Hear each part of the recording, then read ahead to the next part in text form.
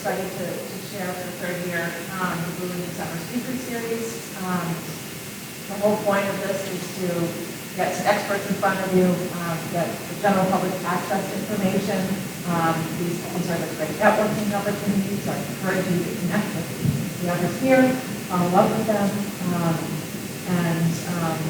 Today, I'm really excited about the panel today. The topic is Blue Careers for Adventure Seekers. We've got a really cool group of people right here. So I'm going to let them introduce themselves, but I thank you in advance for giving up time to be here today. And thank you all for coming by. Please help yourself. The pastries are from Beehive Cafe in Bristol, which is amazing.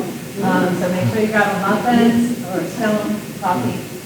Restrooms are out in the hall. But this is really designed to be engaging and interactive. So please ask questions throughout the time. We'll save some time at the end for formal Q&A, but I know that our panelists encourage any interaction. So thank you for being here. Good morning, everybody. Thank you very much for coming. So my name is Dustin Larnell. I've been here at Innovate Report kind of since the beginning. I was with the company several years ago up here called Inspire Environmental. They did some marine surveys and stuff. So I actually helped kind of commission the building during the beginning and had really good contact with all of the staff. Really happy and excited to be here. I'm originally not from Newport. I'm from South Florida, but I've been in Newport for about 15 years. I actually am, my background is in commercial marine, so I was with the Mass Maritime, and I'm in a Master Mariner, so I was for about 16 years. I've been in vessels all over the world. Kind of lucked out and did some training, and I've been able to transition from that, like that's training at sea into the commercial maritime aspect, into defense, and I've gotten into some marine technology and stuff, and it's really kind of opened the door to a lot of opportunities, and I'm always happy to share that. Sure. Good morning, everyone. Sean Dunn, I'm the CEO of Armach Robotics.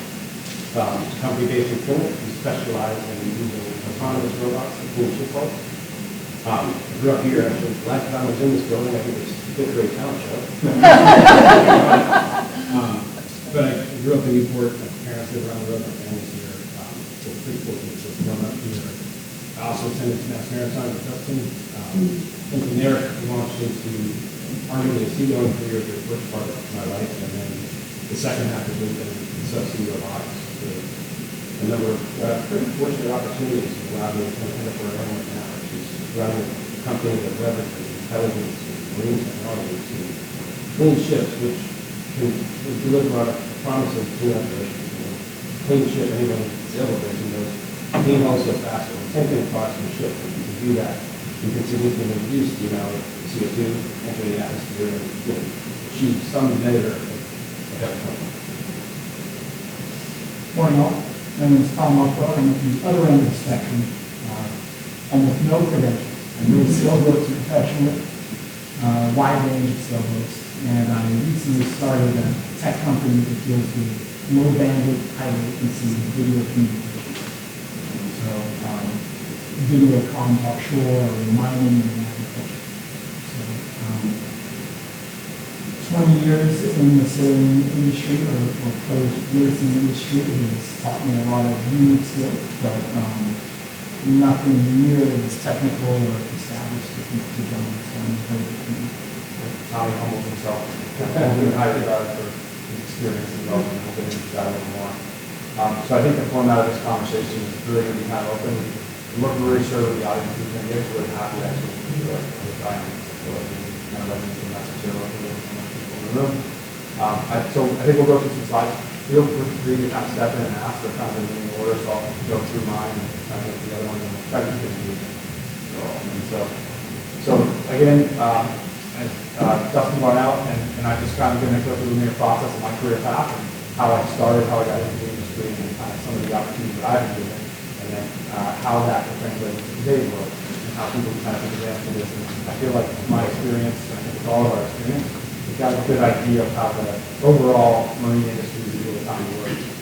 Real economy is a big word, but I'd say if you want to work on the water, if you want to develop things, the people out here would probably have some good insight. So yeah, I grew up in a city called Delray, Florida. So I grew up on the water back then. It's a city now, but it's a really small surfing town. I grew up my family's from Florida, so I'm kind of originally from Florida, which is a little different than a lot of people out there. But I grew up on the water, going to keys, and surfing and diving and fishing and stuff. I had a really good view, and then I went up to Mass Maritime. I went up there because it was in-state tuition, and I had some family up here in the past. So you can see some of these photos here. So that's kind of a military school. It's really a mixed thing where you go to get a U.S. Coast Guard license. So I was what they call marine transportation. So I ended up getting a third mate unlimited license. I spent about 4 years in this regimented school.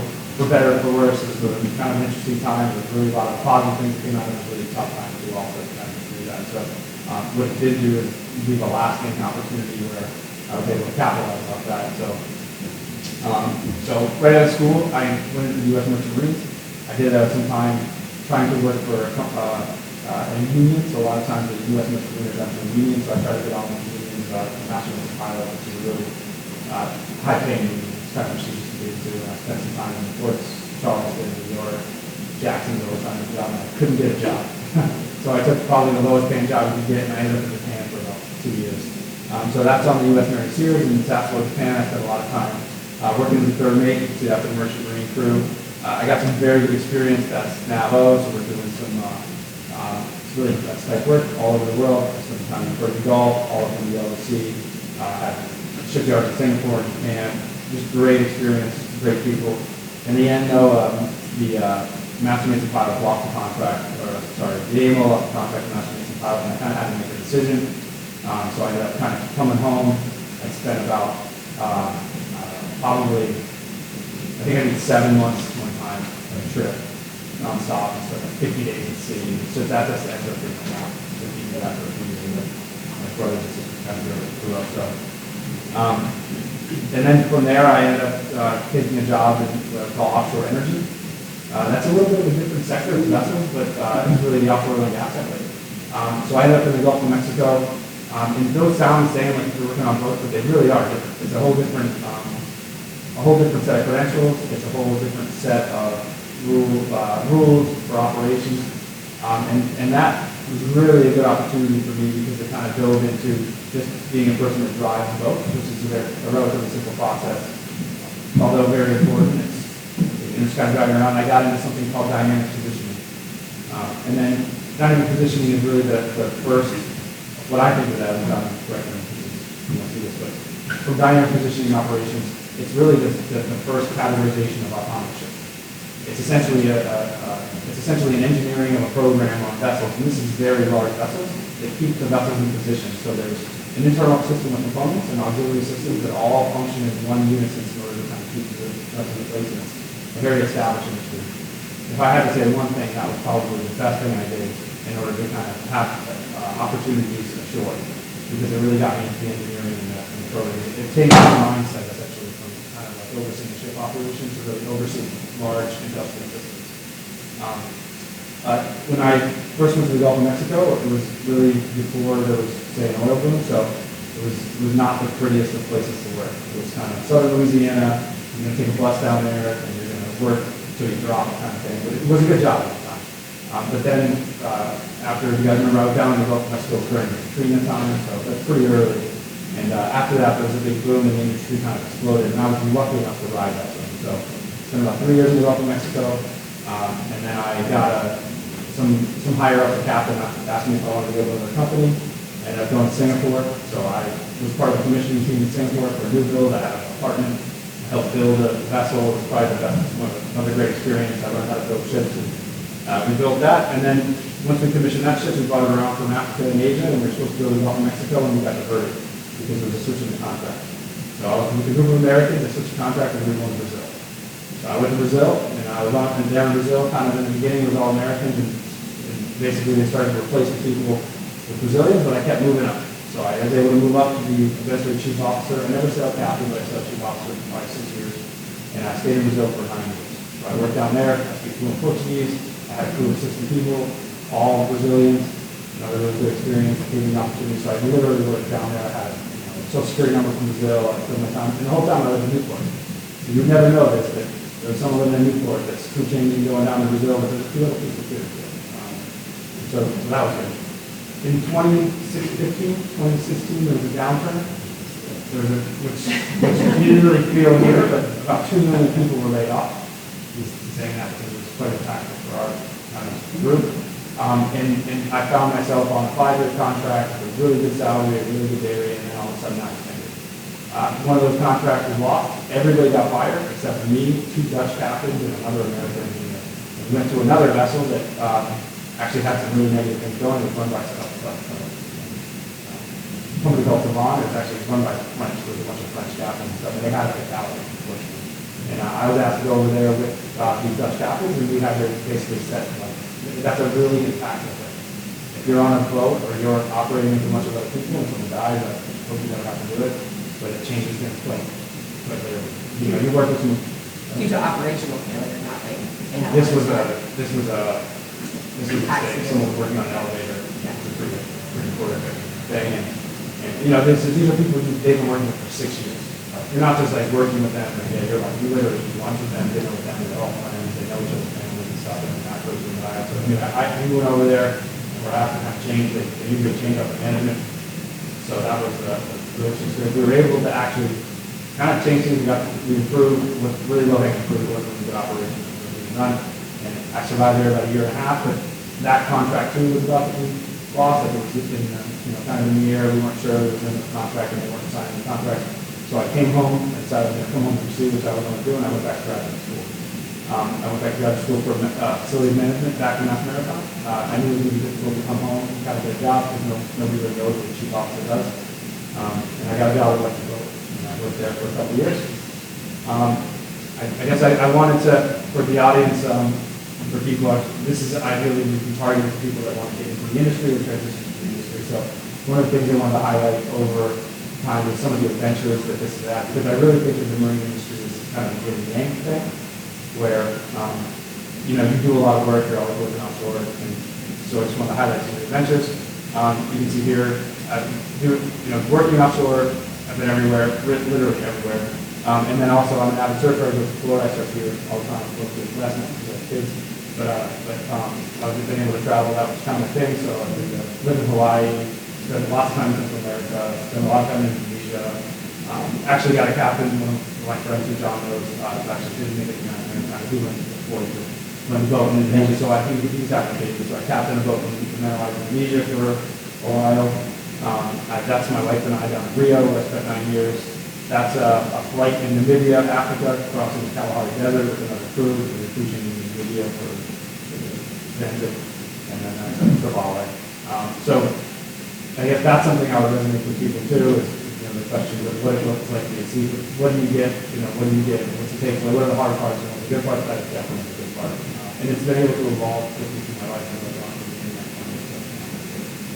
on So at this point now, my background was in ships, so I'm a ship officer, captain.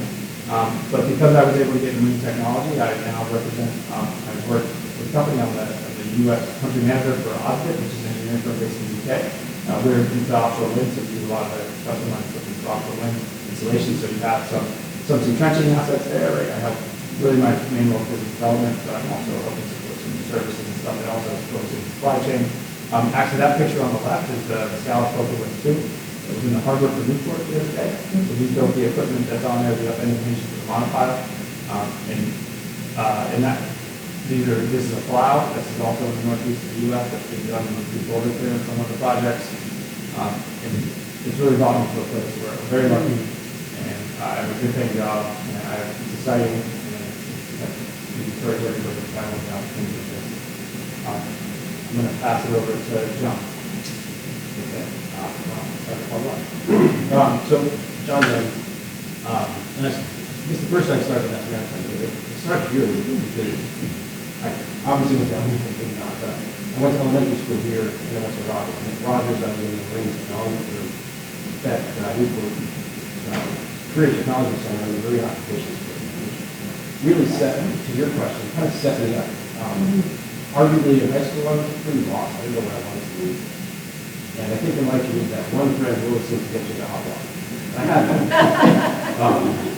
He was a year older. He was still probably one of my closest friends. And he went to Mass Maritime and got on the sailing team. This place is pretty great. You should come here. So I did. And Mass Maritime was a really great place for me, which is exactly what I needed at the time to discipline. Kind of slowed me down. It really set me up. to something that I probably was always set up for, given that I had a grandfather who was commercial Marine Academy and my great-grandfather was in Mass Maritime. I just didn't pick up on that growing up. But Mass was, kind of the perfect ground for me in terms of education and opportunities, the opportunity to sail all over the place, setting up with some lifelong friends, and really gave me at least a baseline skill set for when I left Mass. I actually joined GE Nuclear Energy Group, which was incredibly cool in terms of technology. Yeah, I'm sorry. You can click on. Interesting lifestyle where you live in a hotel room for 10 months a year, at least. But it really wasn't for me. And then that same friend who got me into Mass Maritime was turned me a tanker and said, you should do this. So I did. And from there, it's been an interesting 10 years where bouncing around different ships and learning different propulsion systems all over the world. A lot to start with on the East Coast, which was pretty wild. The first ship I ever was on as a third engineer came up in the province. I mean, that's pretty neat coming home. And then I spent time going through Panama Canal, out to Hawaii, kind of this increasing journey of cool places on tankers.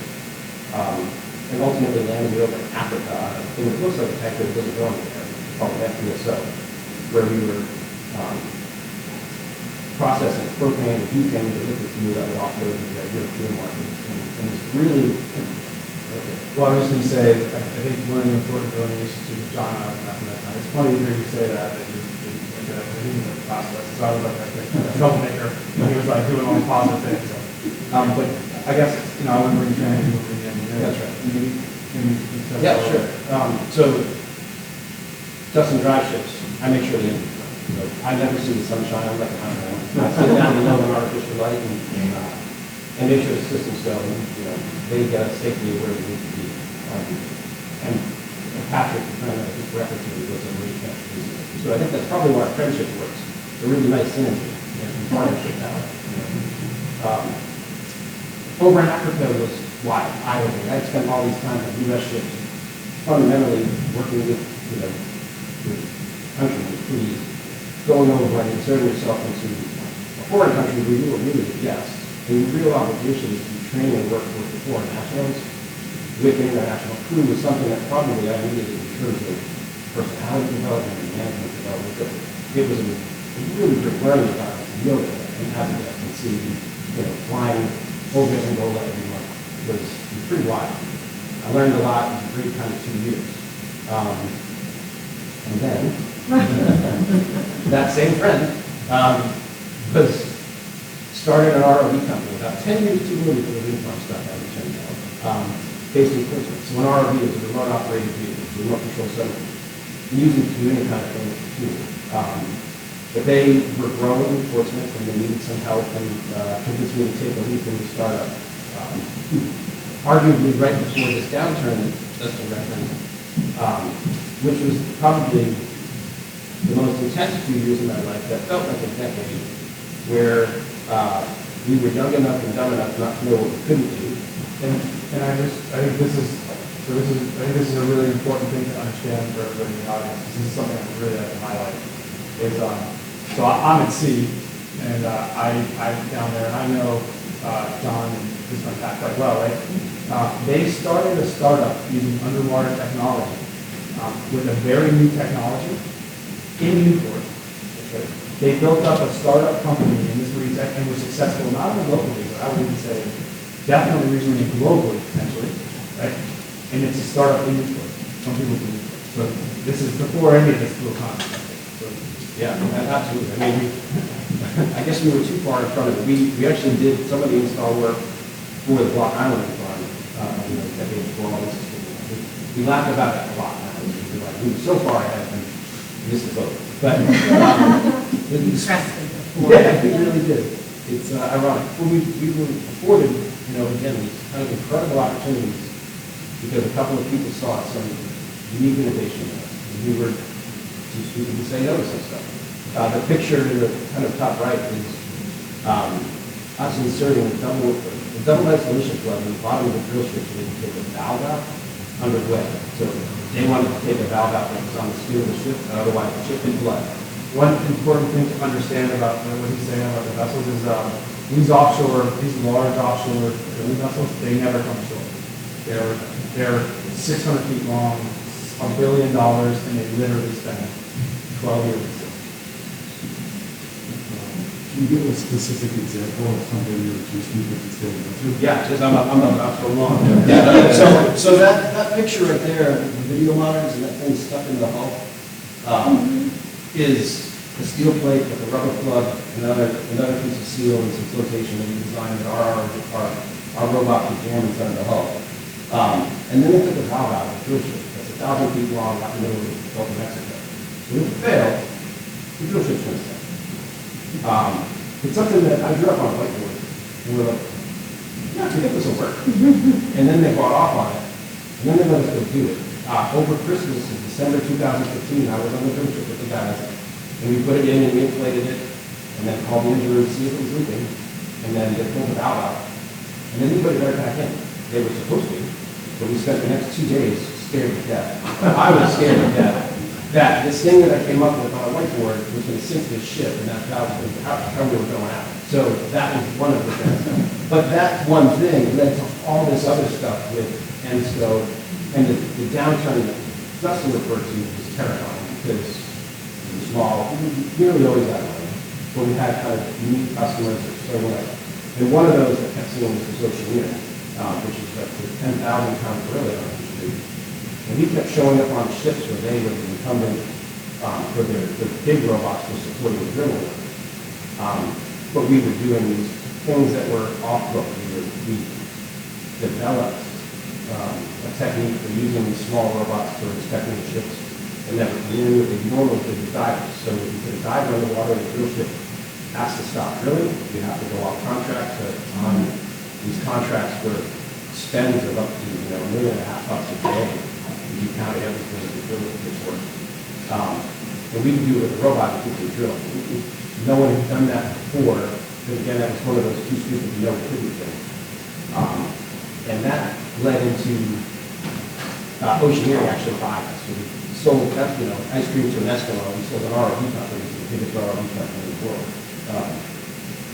But you didn't sink the ship. We didn't think the So ship. you brush over that, like. No, we didn't So sink you the were ship. scared to death, Scared to death. and it worked. It worked. So the thing you came up with on a whiteboard Worked. And actually, Okay, Oceaneering, after Oceaneering purchased us, acquired the company, they turned that into a product for $2 Right. There's some real engineering. But, You had And that. I'll just highlight this because I'm aware of what he does, very high level on what happened. And although he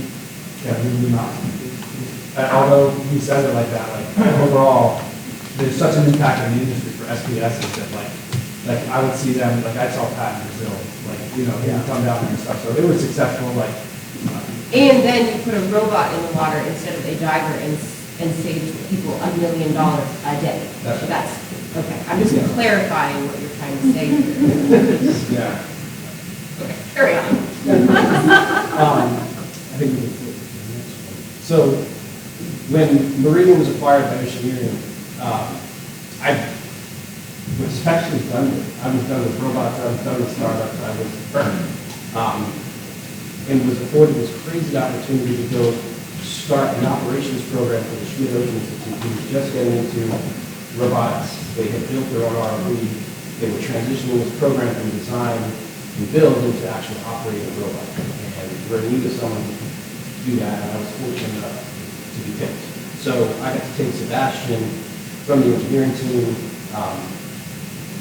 put it down to the top of the Marianas Trench and see some of the most beautiful wild things I've ever seen, which is subsea smoking volcanoes that are sitting at the top of the trench, and fields of marine life that never see sunlight. They're all attractive. And it was a really interesting, it's wild. I mean, the bottom of the ocean is incredible, but life adapting is incredible on this planet. And that was, really a totally different thing than being oil and gas and just watching construction projects. It was actually using the same type of technology in science.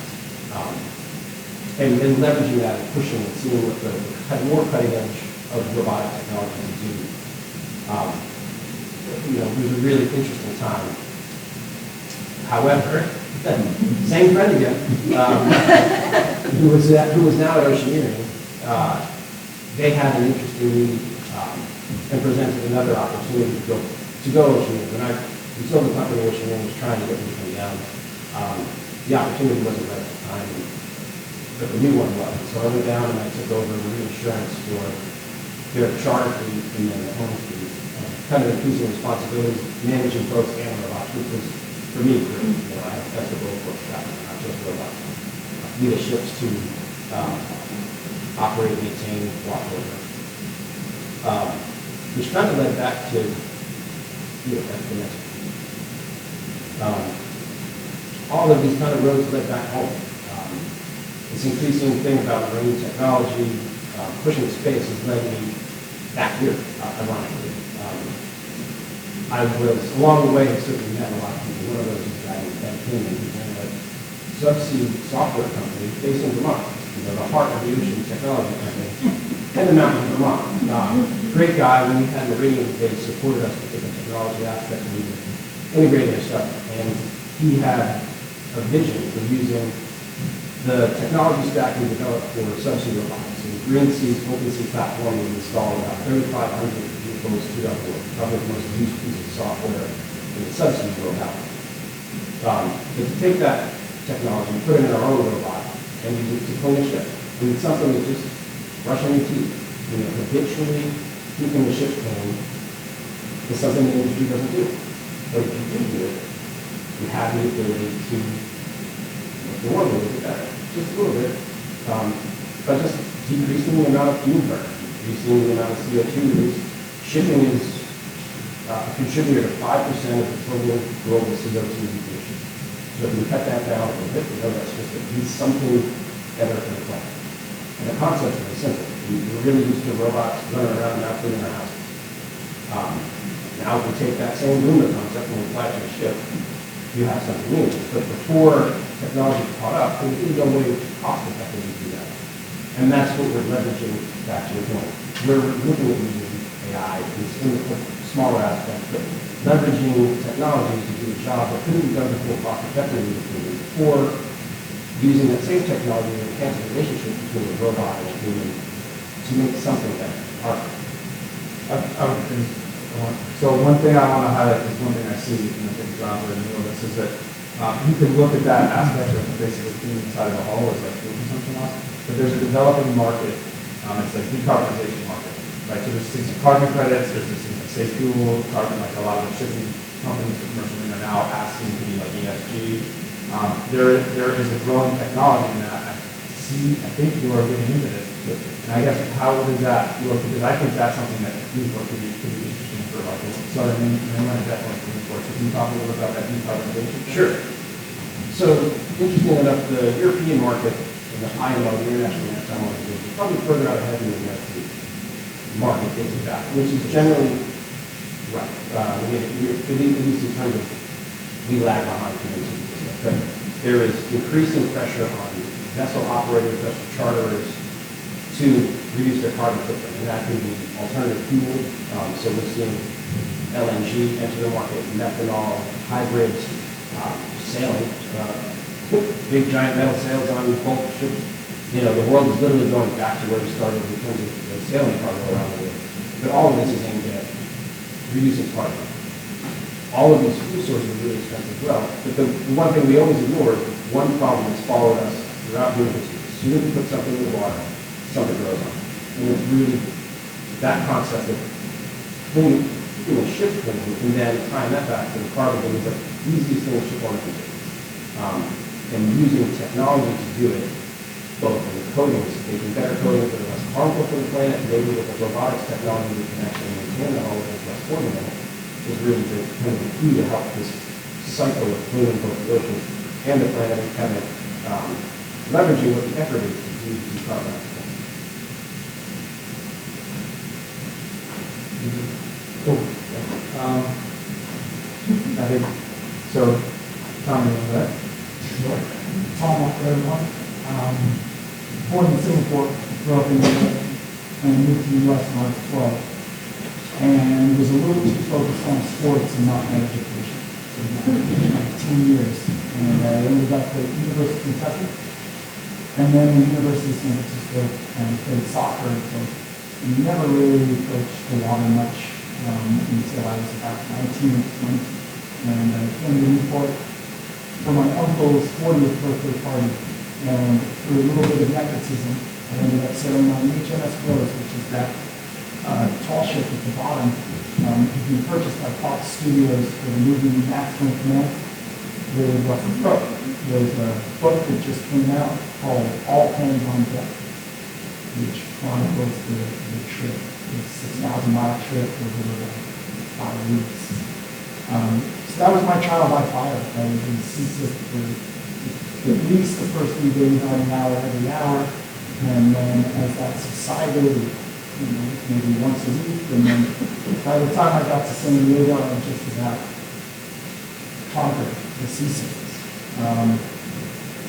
But I was a little curious about actually learning how to sail and not just having a one-time experience, but exploring the water a little bit.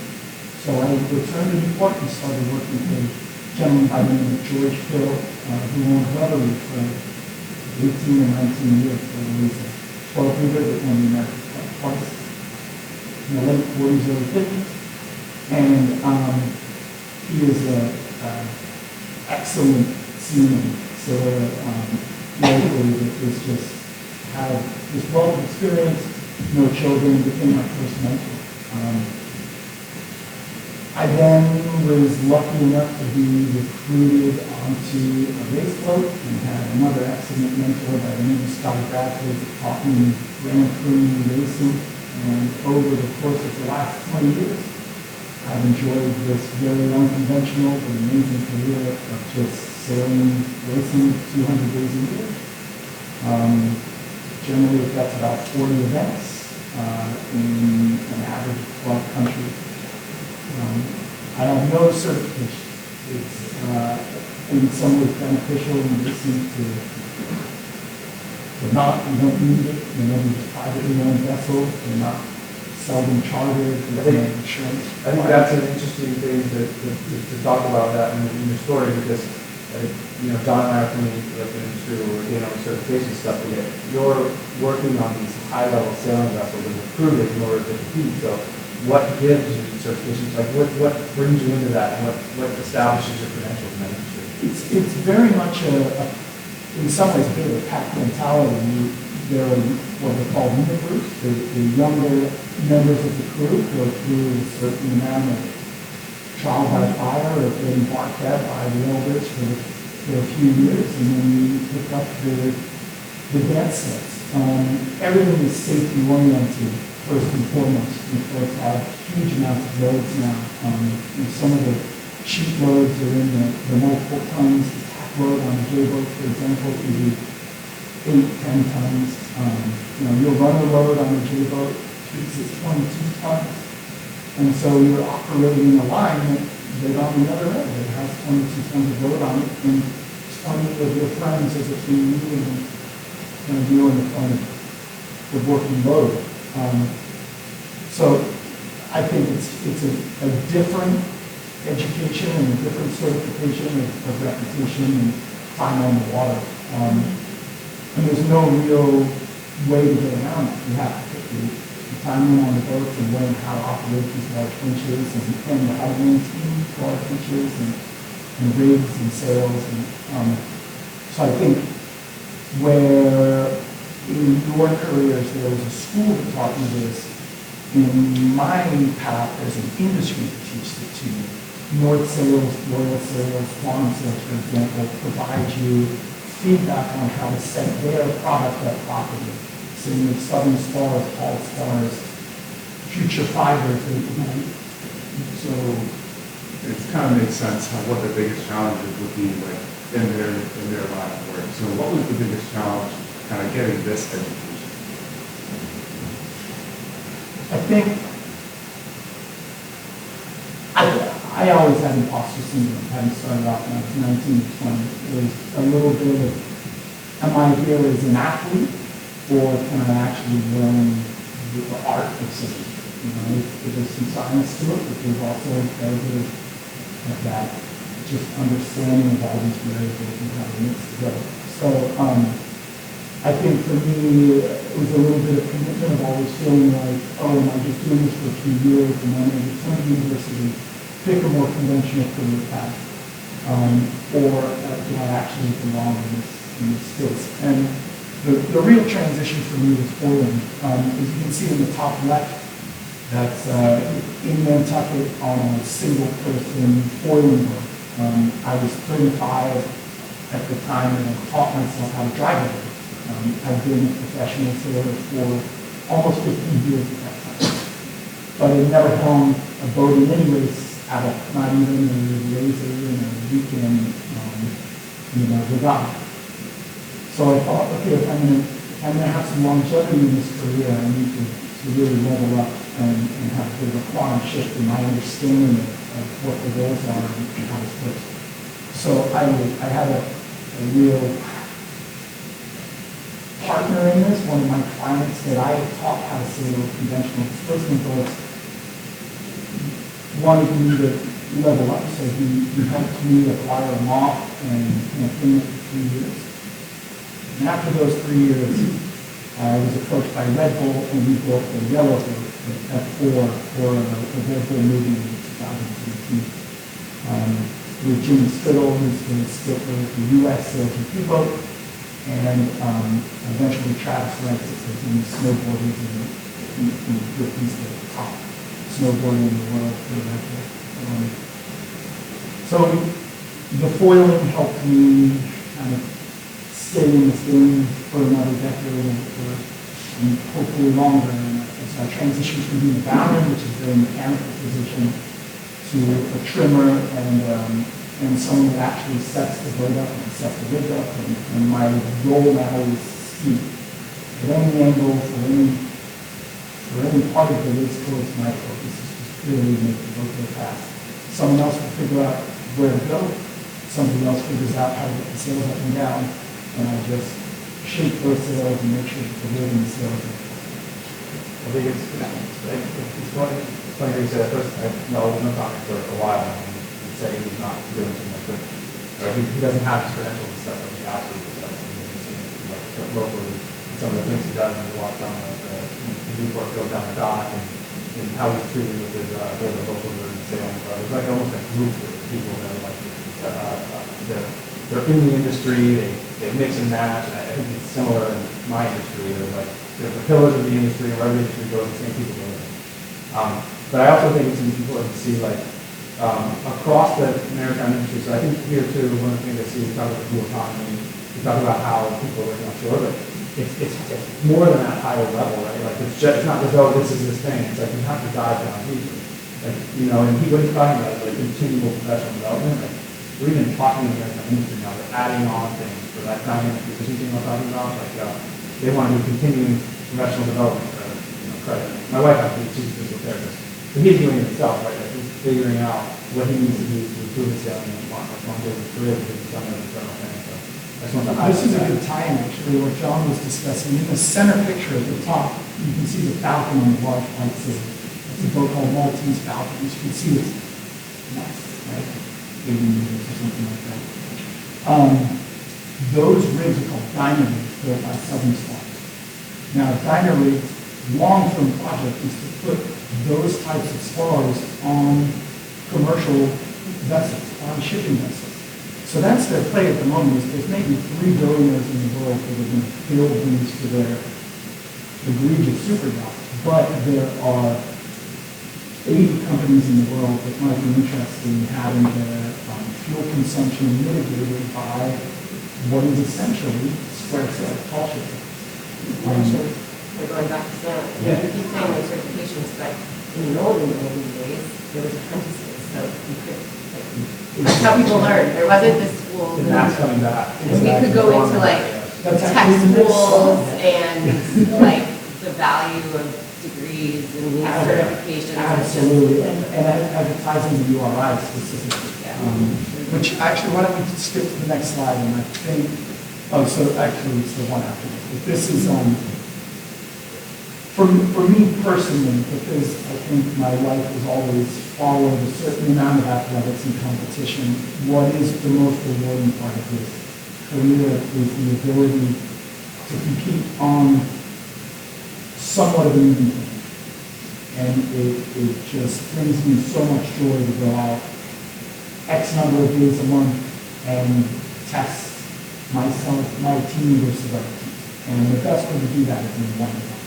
So my sailing has a big spectrum of super yachts all the way down to single-handed toiling, but the steepest part of the learning curve has always been the boats are identical, the sails are identical, and the only differentiator is the crew. So an example of this is another 24 program I was with a local philanthropist who has been a really big part of taking this type of sailing and making it available to the next generation, creating apprenticeship programs, bringing in the local industry. So his team, Gamecock, is the supporter of Destination. We just hit the next slide.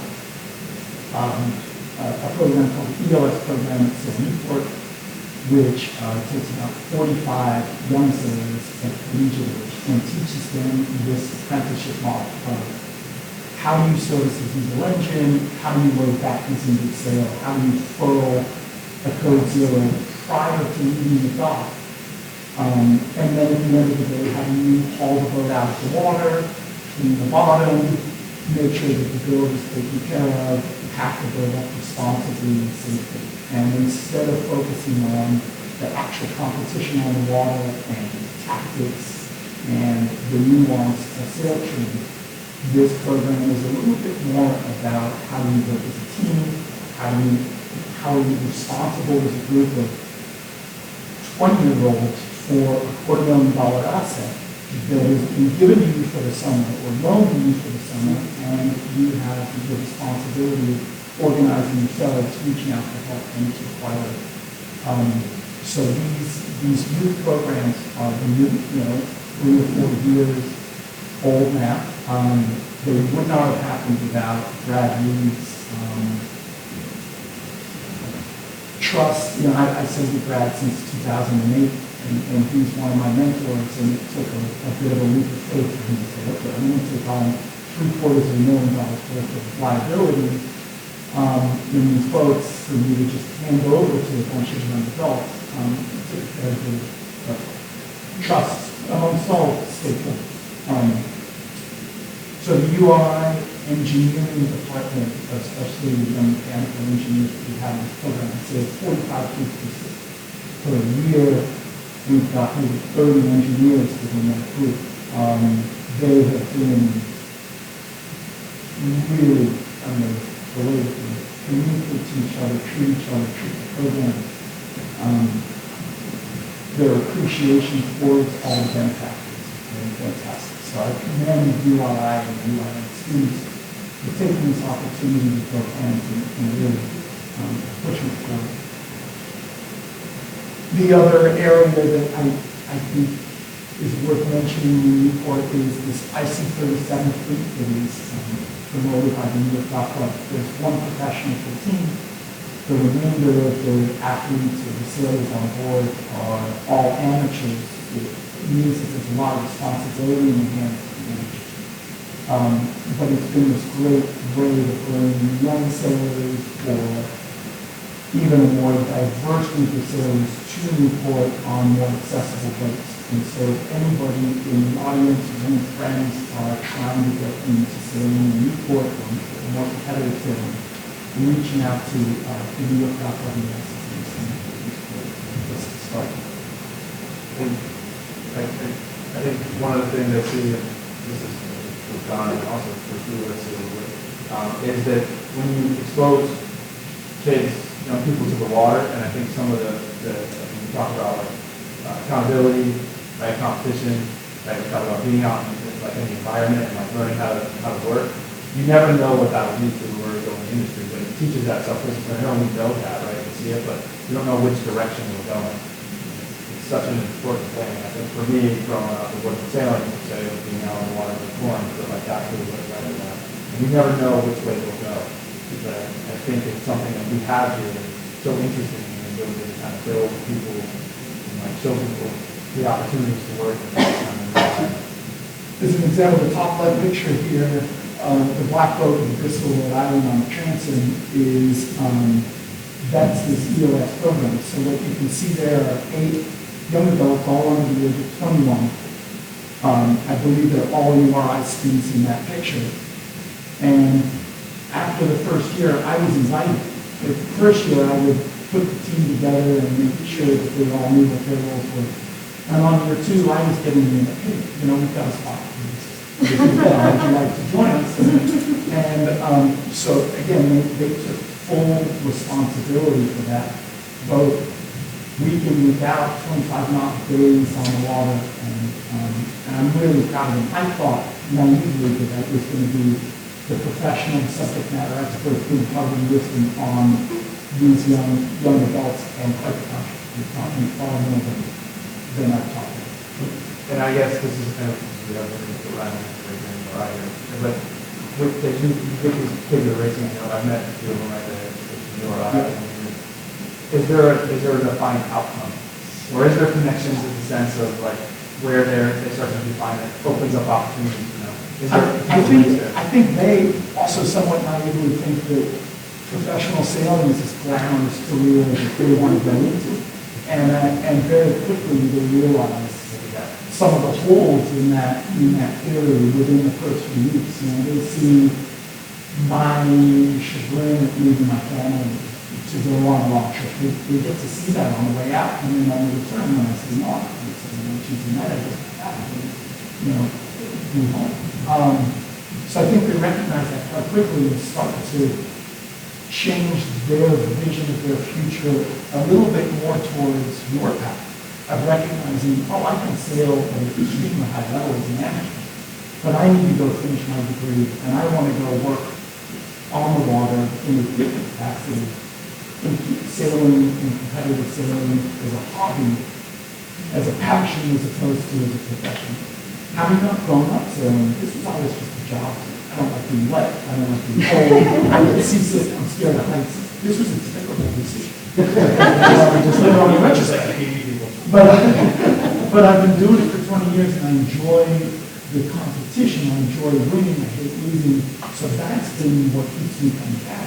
And my goose is good. Like I'm 40 years old. I don't have too many other career paths left available to me.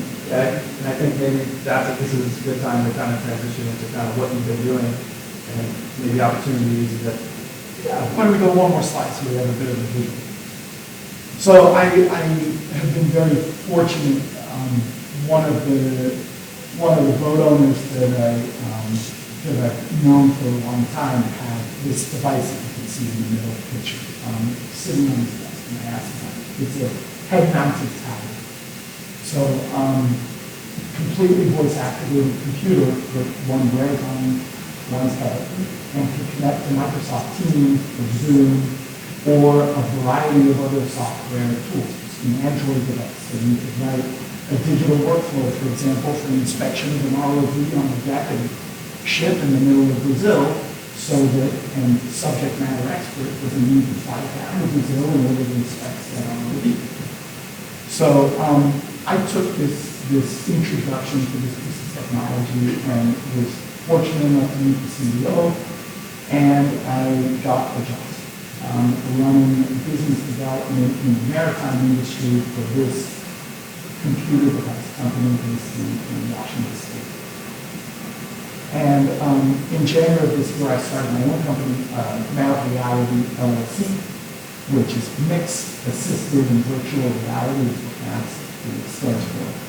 And what we do is we pair hardware that works in the field, whether it be on a service vessel, a shipping vessel, a mine, or in agriculture, for example. So I specialize in low bandwidth environments that often have a high degree of latency in video calls. And I provide these technology stacks to whether it be an enterprise or a school, universities, or government institutions, so whether it be a hospital or even like power companies and so on. So a variety of use cases for this technology. I think this is quite interesting because you're you're just talking about, like, what are the outcomes of that being, what is pretty prestigious professional sale, right? And like, and it also shows like character, it shows discipline, you have experience working with high value assets, logistics, and now Tommy's working to develop technology, right? This is an opportunity with technology implementing for these sailboats. And I guess the one thing I would ask is, as you're implementing this technology with logistics, like, what are you seeing opportunities for? And then also, as a professional sailor, like, do you kind of see that in the industry, like, kind of pigeonhole and narrow, that there are other opportunities? And I think the opportunity is what you make of it a little bit. Again, imposter syndrome has always been my greatest hurdle that I feel like, because I did study software and I didn't study computers, and that maybe I shouldn't be in this space. But the reality is I'm a salesperson, and I can sell the concept and surround myself by a good team. And that's actually what I do in sales as well. I'm a trimmer now, so I hold the sheet. I'm able to help the driver get to the right wheel angle and the right angle to the wing, and then I'm surrounded by these excellent teammates that are able to get the rest of the puzzle figured out. And in my professional career, or my, I guess, corporate career, it's been very similar, where I'm able to frame the conversation, I'm able to keep the milestones, get the milestones met in terms of the timeline, the corporate timeline that we set forward, and I identify talent around me, try to support them as best as possible, and we've been able to do some cool things. We work with energy companies like Ørsted. We have, we work with sales, for example, and so we have a couple very interesting type of projects where we can balance it. I think this, for me, this highlights a point. It highlights one is the opportunity to take cross-pollinate industries in our existing economy, right? So like sailing technology, that's going to change, right? And then also, if we have these groups of people, because one thing that I see around here, and this goes back to what I was saying before, is the blue economy is not just some like blob, like it's several different industries that are very niche, very siloed, with very rigorous standards that you can't, really can be difficult to go back and forth. But like, if we have this pool of people around here, like you and your group of Australia, like what opportunities can we help cross-train in order to kind of give people access to other markets and jobs? Well, to that point, Justin and I met on the other side of those doors 4 years ago. I was here at Innovative Newport when I first started working for VOA, the headset company. And, Justin saw the device on the desk and said, tell me about it. And that's how we met 4 years ago. John and I met through LinkedIn, again, in this blue economy space 3-4 years ago as well. And so I think reaching out and again cross-pollinating with the people that have this love for the oceans, love for Rhode Island, and our kind of hometown, love for technology, and then trying to figure out where we all meet is the path forward. And places like Newport and Connersville have been very helpful. I think it's really interesting to keep this conversation open. I guess, does anybody have any questions? Could I ask any of you how the Pacific Island companies are involved directly or indirectly in wind energy? I just read this amazing story this morning in the online New York Times about this enormous, this is the Block Island project, the staging area in New Bedford. The blades are going to be 300 feet long. It'll be barely visible from Martha's Vineyard.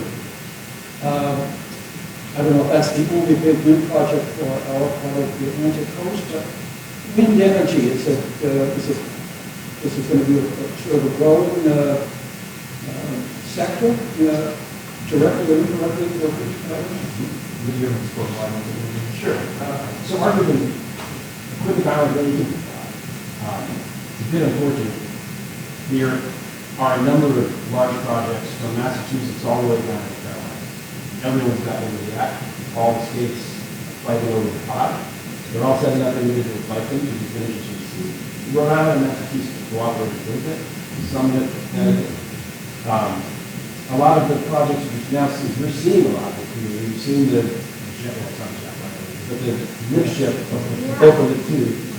I mean, that is pretty prominent. That's shown up. They're all in our anchorages. We've seen supply boats show up, all these boats from Dustin and I's career, when we were living, or working down in the Gulf of Mexico, Louisiana, which was kind of all packed. And then there was nothing here, all of a sudden, our life from that piece of time has all of a sudden showed up here. There's a lot of jobs creation happening in the area, particularly based in Providence, where a lot of they've rooted, we're using Port of Providence is getting into the act and Quantico to a bit to an extent. There's certainly opportunity though. These wind farms are in probably on a 30-year life cycle to maintain and operate these things. So one of the gentlemen that worked for me at Meridian is now head of site at Block Island Wind. He's an oceaneering graduate from URI. We have a number of URI ocean engineering guys working for us at the time. We've all done pretty interesting careers as well. So I don't know that the Free Island has done itself a service of trying to tie in directly yet. But there's certainly in Rhode Island job creation around both the installation and the maintenance of these fields, and ultimately the decommissioning. This is a full life cycle project that we have. We're seeing the first start of it. We'll be watching this for the next 30 years as these things are out there being maintained, operated, and either ultimately dismantled or removed. I would, is that? I'm just going to say a little bit more on that. I think there are very few people in the Northeast who understand the scale and opportunity and also risk of what I would say is offshore energy. We now have that coming. We have something at scale that people have never seen around here. John knows that. I know that. There's a few other people around, people who work at Ocean Meridian.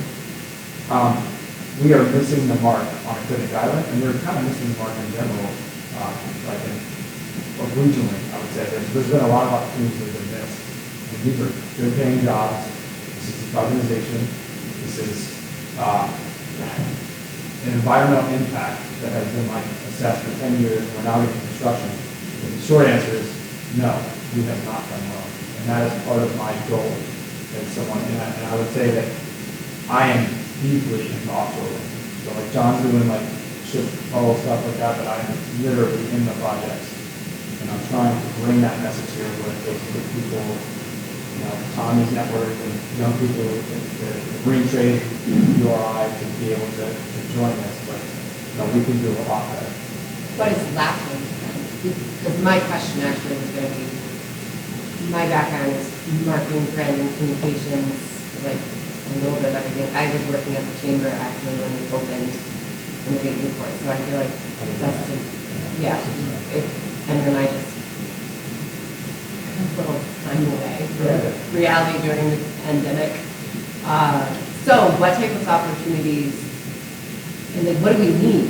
Because that is one of the most disappointing things I've heard, because the issue with Newport, generally, I grew up in between Middletown and Jamestown, and I had to go to DC to get a job after graduating from URI. And then I came back here about 10 years ago, and it's been really difficult to be a working professional in this area. And that was one of the biggest topics of the chamber. And how do you get people to stay after? And I know they're trying to do it with the Wavemaker program, and they are working. But what else do we need to do around here? So I'll echo that. When I graduated from Mass Maritime, there weren't jobs around from my skill set. I loved sailing as an amateur, but I was never good enough to take it to Tommy's level.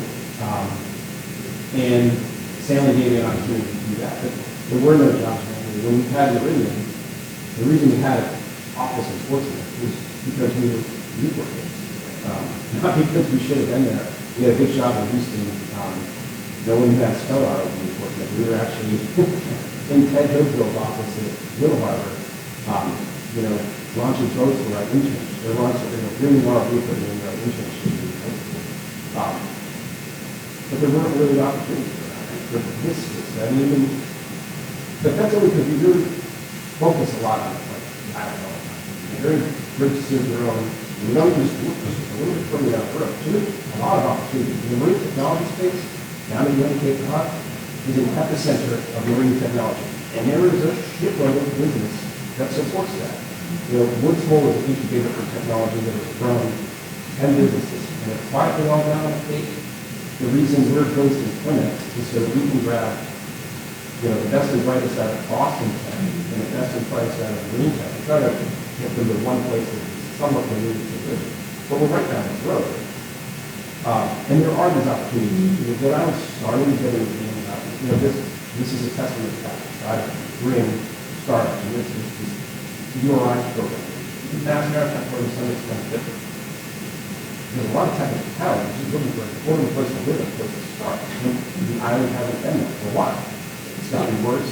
I think now with, you know, this thing, we're really positive step. But you don't necessarily need to go to Mass Maritime or URI as a kid. I mean, learning a marine trade will get you into this maintenance type of work. It's all of a sudden, we didn't have an opportunity to get on one of the ships and go put these farms in when we got out of school. We had to go to Louisiana. It's here now. I'd like to echo a little bit of that. From my experience of working with a number of these European contractors, the Orsteds of the world, they're actually financing these big projects here in the U.S. These projects exist under the Jones protections legislation for offshore. So a certain number of these jobs, these technicians' jobs, have to be filled by Americans. I think they're lacking subject matter experts like these gentlemen here at the top level, but they're also really lacking low-level technicians in the world, people that have a high school diploma and they need just the basics of education in order to become a windmill technician, go up and do a big inspection and do an Excel inspection. So I think we need to have an educational plan that has a vocational pathway for someone who's not trying to become an engineer, but someone who's really comfortable with heights, is young enough and athletic enough to be able to climb up there, has the wherewithal and the team skills to be able to communicate over software and hardware with a subject matter expert in Denmark that understands how these things are done. And we haven't figured that out, but we don't have that program yet. We're on the path. Yeah, this is, Please. So you asked what we need. And the first thing I would say, we need to define what expertise and what sort of certifications or training people will need in order to do certain jobs. And I would say that the opportunity is more than just offshore wind. It's marine technology, it's driving the vessels. There's several different things to kind of go down. We do have some decent wind technician training, but so there is the wind turbines that go in the water that need O&M work, which is a pretty cut and dry thing. It's 30 years back. So those are jobs that people here can do. They have first the community college has a training program, CCRI has a training program, so they're coming. That can be built up. But what's really interesting is like some of the stuff that's done that is niche, that is difficult, right? That is like high level. You can't outsource. Like when you get into some of the stuff that's being done, you want to get the lowest labor rates you can. But some of the other, because we're a high top area, high top labor, just cut and run, right? Like we're triple. Average house. Yeah. 600, I mean, what's the average house? So we won't, I don't think that this will solve that problem. This gives this opportunity to employ people and then to help businesses, right? But I'll point to right? So this thing is a plow, right? So when you do the export cable, the underwater power lines for offshore wind turbines, you have to clear the boulder area, right? That is operating here in the Northeast. The company I work for built it, right? But it goes to an OEM. We're the OEM. It goes to a company. It goes to a company that basically does the work, right? They're all Brits. They cannot operate in the U.S. without Americans. No one knows how to do this, right? Like, how do you train people in Newport to do this, right? Like John's realm is very transportable now. Like you could literally take him and give him a few months training and he could do that or his crew or whatever. There are people from URI, like ocean engineers, that can start to work their way up into this. no one's talking about this. Like, no one knows what this is. I'll go into a room in wind, I'll start talking and say, boulder clearance, grab, this and that, and no one has a clue about it. In the US, just as it is. There's just not that level of expertise here. We need to get that. We need to identify that this is a boulder trenching that needs to, this is a certain type of cloud, and this type of operation, Connex, and this type of communication, and you need this sort of training, you need this much time offshore, this, it could be an ROV operator, this stuff's already set.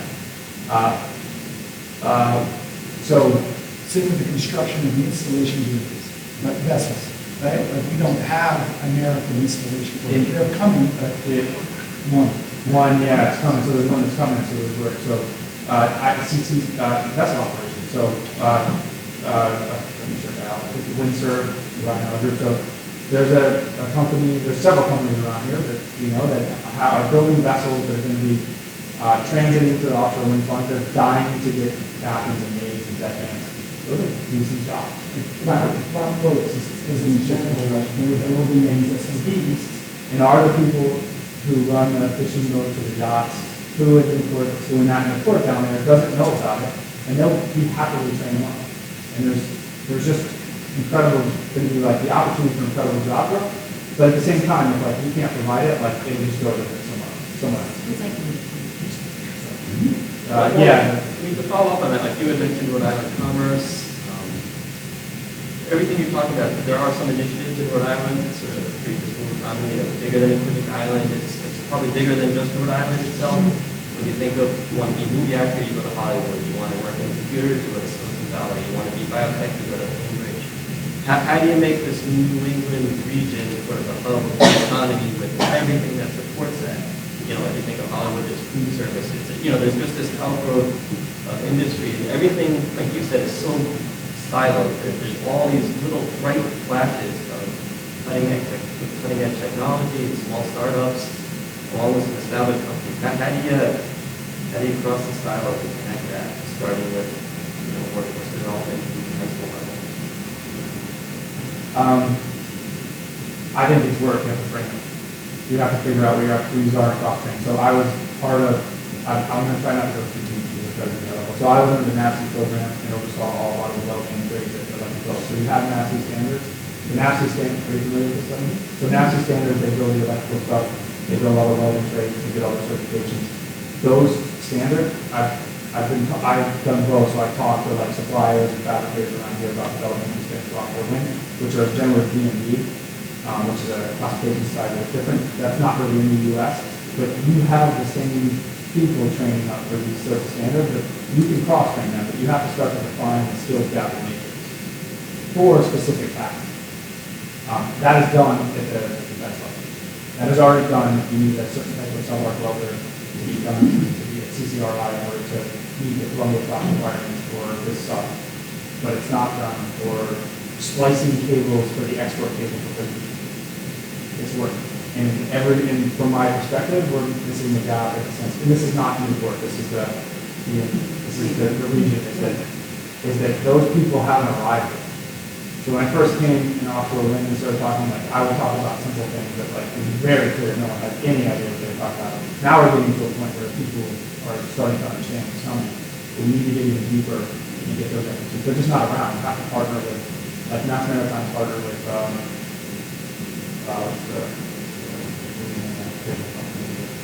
Rely on Insight. They partnered a JV, they had a partnership, and now they have a GWO course. You got to figure out you got to start to do that. And I think we also have to look at the American Bureau of Shipping Standards, and then the DMV standards. ABS is not in. So, ABS missed the gap on offshore. And ABS is very important to trying to get into it, but just so DMV, it's the DMV standard. That's what I mean, though, is I want to make sure that we as Americans are not going to American standards. And we're going to the European standard, which is the standard under which offshore wind operates. And it's very, I don't want to get too far into this in the sense of like the depth or whatever, because I think if you want, I don't want to frame the challenge so much, I want to frame the opportunity. But no one in the U.S. is really on offshore wind, so there's a meeting of people from the Gulf of Mexico, from oil and gas, Europeans, and then locals. This industry is bigger than our region. Just to go back to it, like I work offshore in Singapore, I've lived in Newport, I worked in Louisiana, John's been all over the world doing all this stuff, Tommy's worked all over. So these are not just an opportunity to work in our backyard, they're opportunities that we like working in California for floating wind or in Maine. So it's a really good opportunity. And you have to look at it like that. You can't look at it like we're going to control it, because you won't. It's too big. You have to try to find your piece. So the things that I think would be helpful, Providence has done a good job of recruiting businesses. So at the CIC Center, you have like, Dene, Scouts, Seaway, we had John's friend. So it's a very influential, large EPCI contractor that has EPCI. engineering, procurement, and installation contractor. So there's like 7 big companies who build the installation on the world. John's, he grew up, like there's a friend of ours that I know as well, and he oversees that. So it's a big company with a big budget and a lot of heavy. And it's their subcontractor. The other thing that I'd say that hasn't happened yet is there are companies in this area that have billion-dollar contracts. I mean, billion, we're talking about big contracts. That has to trickle down, and you're going to start to see companies get like $80,000 of orders for slings. And you're going to see people start to get clear that if we're at that level where it's very real. People have multi-billion-dollar contracts, and they need to hire people. But that message getting down locally here in Newport that people with the opportunities to work, because no one knows, no one's been there. See, with that, that's coming. Have you seen a shift since COVID? I don't think it's mentioned, but I feel like one of the best silver linings of COVID is like how people are like, oh, remote work, like maybe this is, it was happening before. I feel like there's been a tremendous shift. This is more construction. So it's, stuff. yeah. There are people getting jobs like HR people and like offices opening to this one sort of stuff. But the majority of the stuff we're This is talking like, about, you you gotta be there, You got it. turning a wrench or getting out of the boat. We're not having robots. The people that are going to want to work remotely are the European subject matter experts that are funding this, that want to make sure it's getting done properly. So we're fortunate to be at the other end of that relationship. They're the ones who sit warm on the couch. And we're the ones, our youth and our evening workforce, hopefully, is able to get trained up and take advantage of this and be out in the field and enjoy the work. Instead of sitting in front of the screen, they're the ones that are out building this in the middle of, beautiful oceans right in the back. So how do you learn about this? I mean, it seems like there's an opportunity for people to learn a bunch about offshore wind, but how do you even start? I'm going to plug, we have a offshore wind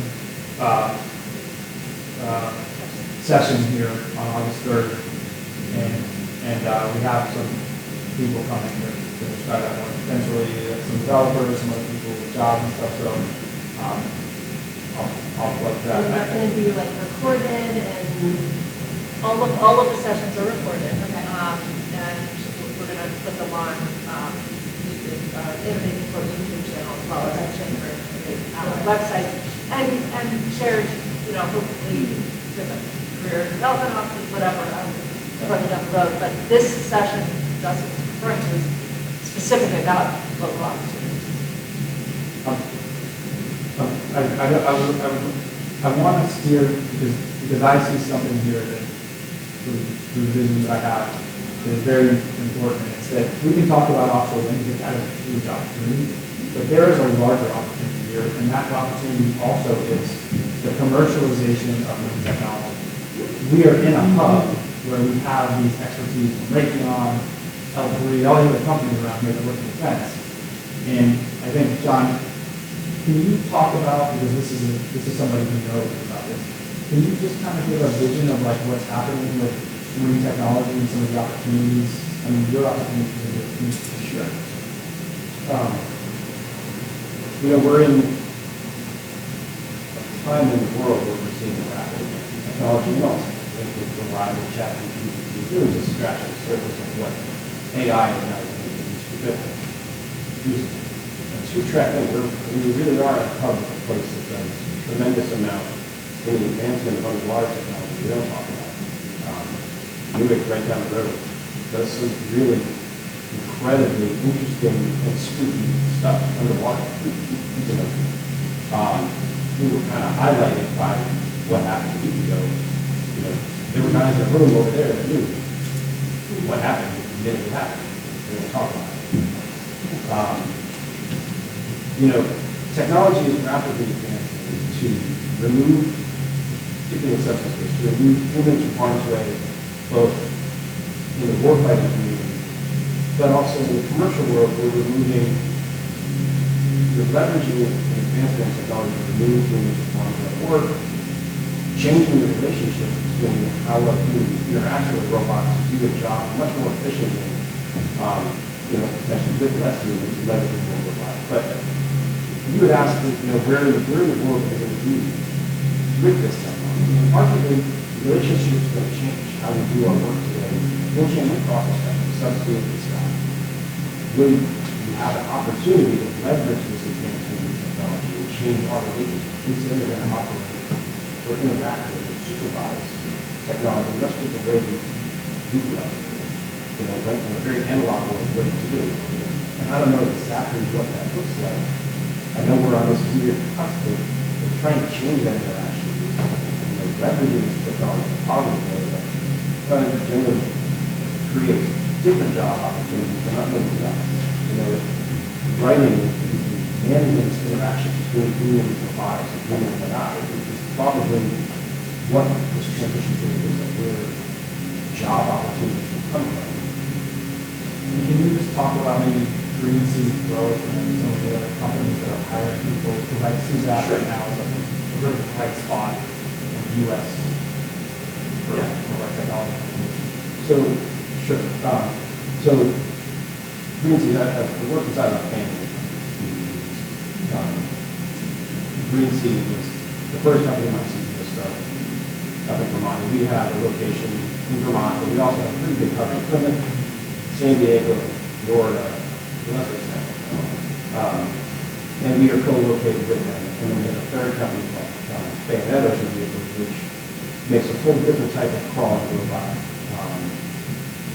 amphibious, kind of like an amphibious pickup truck. Our growth trajectory right now is pretty exponential because we just opened up 18,000 square feet in Plymouth of engineering manufacturing space. And we can't hire people faster. And this is across the spectrum. So what we've got, we're hiring computer engineers, full staff engineers, managing software, everything else. But then we're dying for guys that actually do work. I don't do work. But, you know, technicians, real trades that are like honest to God, great paying jobs that, you know, you don't need to spend 10 years to do. It's real work. And I think to connect back to the question, and what else we need to do when it comes to digress a little bit, because I want to get back to what I think Newport needs, or what's missing out. The Newport Area Career Technical Center was and is a great thing in Newport County. So regional technical thing is basic Rogers. They've had a marine applications program to run for the fire. I think it's gone by this. I know this is but I haven't heard about it in a long time. I really need to check that. Well, we are, like, it's somewhat unfortunate when we're missing both now, but Newport and that isn't thought about how to connect all these dots because if the marine applications program, there's a pipeline through the region to foster an education in a trade. You don't necessarily have to springboard in college, but you could learn something because we did. We were set up coming out of that program, not necessarily a springboard. We got opportunities with Iris, prior to Iris even having that. We, you know, we wouldn't go to, I got internships that I could have learned, you know, I was a guy, chopper gunning boats, launching other, learn out there. I was doing, you know, what the role was, you know, running boats. I had a really pretty great training setup just coming out of school. I didn't want to go to school. I had a number of job opportunities that were local and good paying jobs. You need that again. You got to give an opportunity to your region to start that program. I think that's what this is on a Coogan Island, and, you know, just in the neighborhood. Because there's those types of springboard supplements we have great paying jobs, you know, with all of this field makers, but also this marine technology foundation you can set. And we do have great beyond here. We don't want to work there. So right down the road, we've got 4 different manufacturers of underwater vehicles around the corner. You know, Woods Hole is kind of a cutting edge in the foundation. There's plenty of opportunity available, which is not setting a great foundation right now. And transportation on Quincy Island and California. We're getting close for our time. Someone asked, what can we do? And I'd just like to kind of summarize it, and I want to ask Tom one thing, but we can be friendly to businesses that want to land here. We can find cross-pollination between the defense industry and commercial industries, which are different. We can cross-train our trades members to have both certifications, which is like electrical for codes for offshore wind, codes for classification sites for vessels, and then also for defense. And that goes across the trades. And we can show people the opportunities to that. These are not low-paying jobs, or people who do these things and rent here can't afford to live either here or somewhere over there. You can make good money. So it's cross-pollination, and you can't control this. This is not, I'm going to control it, you're going to do what I say. You have to be open and be helpful to things. Tommy, I think we're missing something that I want to ask you too. So something I've seen over the past few years, I just want to kind of get this before we end up. Can you tell me a little bit about your network and some of the companies here? You kind of mentioned that before, but and obviously you've had it, Gorilla Rigging, North, all these companies. Can you just talk about that kind of in the work, in the area on the island, and have a sailing team? Yeah, I think Grand Prix or Super Yacht Racing in the U.S. is 95% really Newport. There are no other ports, Port of Charleston is getting to the stage where we need service and large vessels and large yachts. But that means we also have an international community of industry leaders that are based here and a lot of talent that is moved to Newport. So I think obviously on this high-level marine technology, commercial, you've got this great conversation piece, but then in the recreational sense, we also are a hub as well. And to your point, we need to cross-train How do you cross-train the people? How can those companies take 20% of their business to be marine technology? Because in reality, the way you get people hired is you get contracted business. So how can NAV have a contract for offshore wind and then be hiring technicians and subject matter experts in order to operate?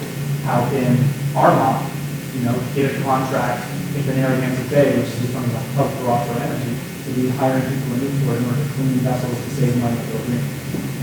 That's the question. And I think these are the questions we should ask. I think I want to. Yeah, no, thank you so much. Amazing.